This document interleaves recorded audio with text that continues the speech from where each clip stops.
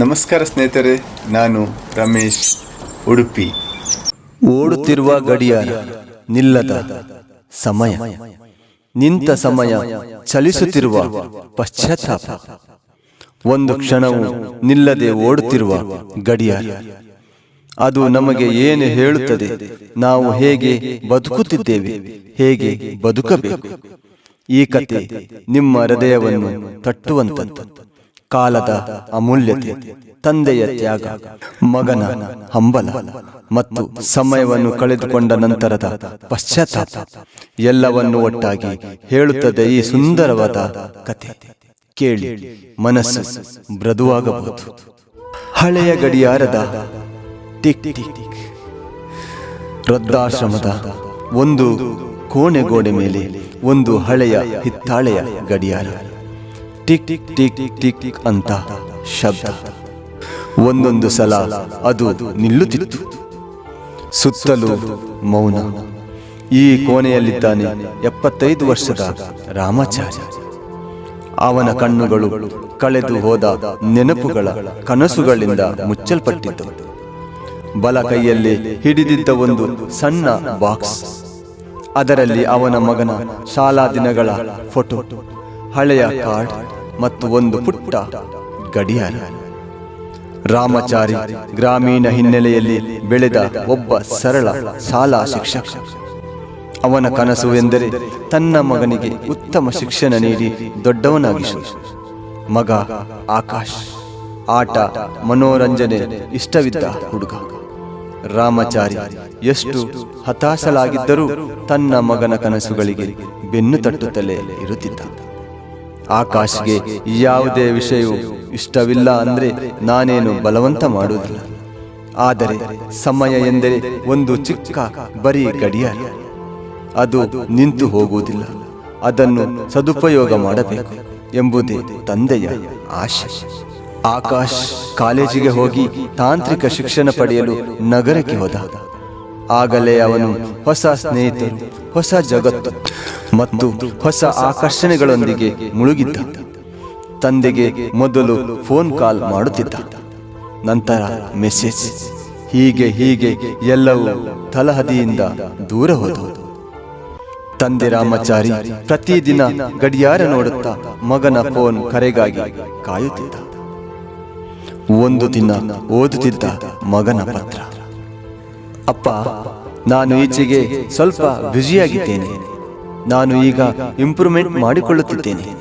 ಬಹಳ ದೊಡ್ಡ ಕನಸು ಇದೆ ಅಪ್ಪ. ಎಲ್ಲವೂ ಚೆನ್ನಾಗಾದ ಮೇಲೆ ಮನೆಗೆ ಬರುತ್ತೇನೆ ಎಂದು ಆ ಪತ್ರದಲ್ಲಿ ಬರೆದಿತ್ತು. ಆದರೆ ಆ ಪತ್ರದ ಕೊನೆಯಲ್ಲಿ ಒಂದು ಸಾಲು: ಗಡಿಯಾರವನ್ನು ನಂಬಬೇಡಿ ಅಪ್ಪ, ನನ್ನ ಸಮಯ ಬರಬೇಕು ಎಂದು ಬರೆದಿತ್ತು. ತಂದೆಯ ಕೊನೆಯಿಲ್ಲದ ನಿರೀಕ್ಷೆ. 10 ವರ್ಷಗಳು ಹೋದವು.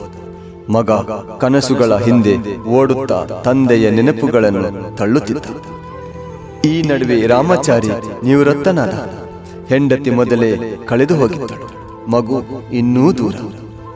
ಹೀಗಿರುವಾಗ ಒಂದು ದಿನ ವೃದ್ಧಾಶ್ರಮದ ಒಬ್ಬ ಕಾರ್ಯಕರ್ತ ಕೇಳಿದಳು, ಅಜ್ಜ, ನಿಮ್ಮ ಮಗ ಬರ್ತಾನೆ ಅಂದರೆ ನೀವು ಖುಷಿಯಾಗ್ತೀರಾ? ರಾಮಾಚಾರಿ ಶಾಂತವಾಗಿ ನಕ್ಕ. ಬರುತ್ತಾನೆ, ಆದರೆ ಸಮಯ ಬಂದ ಮೇಲೆ. ನನಗೆ ಗೊತ್ತಿಲ್ಲದ ಆ ಸಮಯ ನನ್ನ ಆಯುಷ್ಯದಲ್ಲಿ ಬರುತ್ತದೋ ಇಲ್ಲವೋ ಗೊತ್ತಿಲ್ಲ. ಹೆಸರೇ ಹೇಳುವ ಹೃದಯವನ್ನೇ ಇಲ್ಲದಂತ ಆಕಾಶ್ ತಂದೆಯ ಹೆಸರಿಗೂ ಸಮಯವನ್ನು ಕಳೆದುಕೊಂಡಿದ್ದ. ಒಂದು ದಿನ ಆಕಾಶ್ನ ಫೋನ್. 12 ವರ್ಷಗಳ ನಂತರ ಶಬ್ದ ಕಂಪಿಸುತ್ತಿತ್ತು. ಅಪ್ಪ, ನಾನು ಮನೆಗೆ ಬರ್ತಾ ಇದ್ದೇನೆ. ನಾನು ಈಗ ನನ್ನ ಹಣದ ಖರ್ಚು ತುಂಬಾ ಕಡಿಮೆ ಮಾಡಿದ್ದೇನೆ. ನನ್ನ ಲೈಫ್ ಸೆಟ್ಲ್ ಆಗಿದೆ ಅಪ್ಪ. ರಾಮಾಚಾರಿ ನಿಶ್ಶಬ್ದವಾಗಿದ್ದ. ಕಣ್ಣು ತುಂಬಿದ ನೀರಿನಿಂದ ಅವನು ಉತ್ತರಿಸಿದ, ನಾನು ಈಗ ವೃದ್ಧಾಶ್ರಮದಲ್ಲಿದ್ದೇನೆ ಮಗ. ನನ್ನ ಸಮಯ ನಿಂತು ಹೋಗ್ತಾ ಇದೆ. ಆದರೆ ನೀನು ಬೇಗ ಬಾ. ಬಿಟ್ಟಿದ್ದ ಕಾಲವನ್ನಾದರೂ ಸವರಿಕೊಳ್ಳೋಣ. ಆಕಾಶ್ ಬಂದ. ಸುಂದರ ಕಾರಿನಲ್ಲಿ, ಕೈಯಲ್ಲಿ ಗಿಫ್ಟ್ ಪ್ಯಾಕ್, ಹೂಗುಚ್ಛ. ಹಳೆಯ ಗಡಿಯಾರವನ್ನು ಸರಿಪಡಿಸಲು ನವೀನ ಬೇಟೆ. ಆತನನ್ನು ನೋಡಿ ರಾಮಾಚಾರಿಯ ಕಣ್ಣು ಮಂಜಾಯಿತು. ಆದರೆ ಶರೀರ ಎದೆಗೆ ಹೊಡೆಯುವ ಶಕ್ತಿ ಉಳಿದಿರಲಿಲ್ಲ. ಅಪ್ಪ, ನಾನು ಬಂದೆ. ಆದರೆ ಉತ್ತರ ಬರಲಿಲ್ಲ. ತನಗೆಲ್ಲ ಕೊನೆಯಾಗಿದೆ. ಕೊನೆಯ ಆಸೆ, ಕೊನೆಯ ಚಲನೆ. ಗಡಿಯಾರ ನಿಂತಿತ್ತು. ನಿಂತ ಸಮಯ, ಚಲಿಸುತ್ತಿರುವ ಪಶ್ಚಾತ್ತಾಪ. ಆಕಾಶನ ಕಣ್ಣುಗಳಲ್ಲಿ ಸುಟ್ಟು ಹೋಗಿರುವ ಅಂತಿಮ ಬಿರುಕು. ಅವನ ಮೂಟೆಯಲ್ಲಿ ಆ ಗಡಿಯಾರ, ಇನ್ನೊಂದು ಕಡೆ ತಂದೆಯ ನೆನಪುಗಳು. ತಾನೇಕೆ ಬರಲಿಲ್ಲ ಎಂದು ತನ್ನೊಳಗೆ ಪಶ್ಚಾತ್ತಾಪ ಪಡುತ್ತಿದ್ದ. ಇನ್ನು ಗಡಿಯಾರದ ಪ್ರತಿ ಟಿಕ್ ಟಿಕ್ ಅವನಿಗೆ ಹಿಡಿದ ಪೆನ್ನುಗಳಂತೆ ಅನಿಸುತ್ತಿತ್ತು. ಆಕಾಶ್ ಅಣ್ಣನ ಮಗನಿಗೆ ಹೇಳುತ್ತಾನೆ, ಅಯ್ಯೋ ಪಾಪ, ಇನ್ನು ಮುಂದೆ ನೀನು ನಿನ್ನ ಸಮಯವನ್ನು ಮಾಡಿಕೊಂಡು ನಿನ್ನವರನ್ನು ಮಾತನಾಡಿಸು. ನನ್ನಲ್ಲಿ ಸಮಯ ಇಲ್ಲ ಎಂದು ಯಾವ ಕಾರಣಕ್ಕೂ ನೀನು ಹೇಳಬೇಡ. ಅವರು ಇರುವಲ್ಲಿಗೆ ಭೇಟಿ ಕೊಡು. ಇಲ್ಲದಿದ್ದರೆ ಈ ಸಣ್ಣ ಗಡಿಯಾರದ ಟಿಕ್ ಟಿಕ್ ನಿನ್ನ ಜೀವನವನ್ನೇ ಹಿಂಬಾಲಿಸಬಹುದು. ಹೇಗೆ ನನ್ನ ಜೀವನದ ಗಡಿಯಾರದ ಟಿಕ್ ಟಿಕ್ ನನ್ನ ಪ್ರೀತಿಯ ತಂದೆಯ ಹೃದಯದ ಟಿಕ್ ಟಿಕ್ನೊಂದಿಗೆ ನಿಂತು ಹೋದಂತೆ.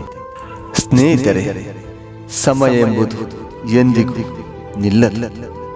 ಪ್ರೀತಿ, ಸ್ನೇಹ, ತಂದೆ ತಾಯಿಯ ಮಹತ್ವ ಇವುಗಳನ್ನೆಲ್ಲ ಸಮಯ ಬರುವವರೆಗೆ ಕಾಯಬಾರದು.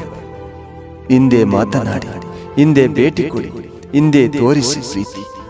ನಾಳೆ ಎಂದರೆ ಒಂದೇ ಒಂದು ತಪ್ಪಿದ ಆ ಗಂಟೆಯ ಸಣ್ಣ ನಿಮಿಷ ಇರಬಹುದು. ಅದು ಮತ್ತೆ ಬರುವುದಿಲ್ಲ.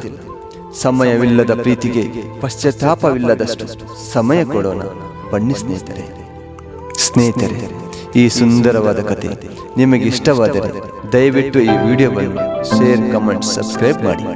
ಹಾಗೆ ಬೆಲ್ ಐಕಾನ್ ಕ್ಲಿಕ್ ಮಾಡೋದು ಮಾತ್ರ ದಯವಿಟ್ಟು ಮರೆಯಬೇಡಿ. ಧನ್ಯವಾದಗಳು.